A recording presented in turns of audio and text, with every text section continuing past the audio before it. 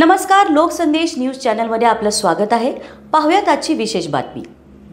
हदगाव तालुक्यातील राष्ट्रीय कुटुंब अर्थसहाय्यक आणि निराधार योजना वयोवृद्ध तसेच न्यू अपंग व्यक्ती या योजनेअंतर्गत मिळणारे मानधन गेल्या 7 ते 8 महिन्यांपासून न मिळाल्याने लाभार्थ्यांवर उपासमारीची वेळ आली आहे। तसेच त्यांच्या कुटुंबात कमावणारे कोणी नाही, त्यामुळे त्यांचे हाल होत आहेत।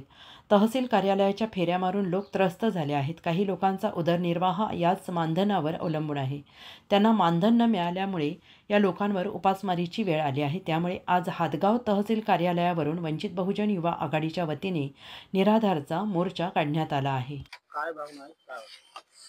आज तहसील कार्यालय येथे सर्व वयोवृद्धांना मी घेऊन आलेलो आहोत। त्याच्या पगारी 6 ते 8 महिन्यापासून पगारी नाहीत, त्यांना उपासमारीची वेळ आलेली आहे।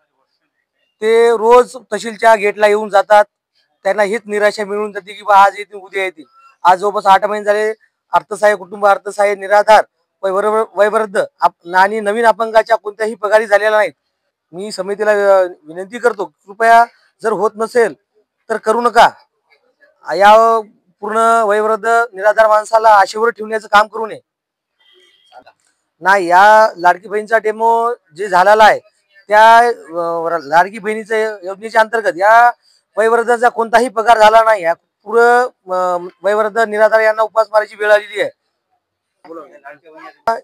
जे आज माझ्यासोबत जे वयोवृद्ध महिला आलेल्या आहेत त्यांच्या 600 रुपये महिन्याच्या पगारी तेव्हापासून आहेत, ते आतापर्यंत त्यांच्या पगारी झालेल्या नाहीत। ते पूर्ण जुने अजून हयात प्रमाणपत्र देऊनही त्यांच्या पगारी चालू झालेल्या नाहीत।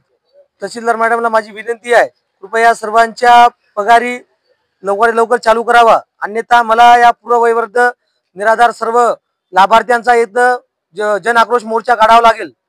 अशाच विशेष घडामोडींसाठी आमच्या YouTube चॅनलला सबस्क्राइब करा, Facebook पेजला लाईक करा आणि Instaला फॉलो करा।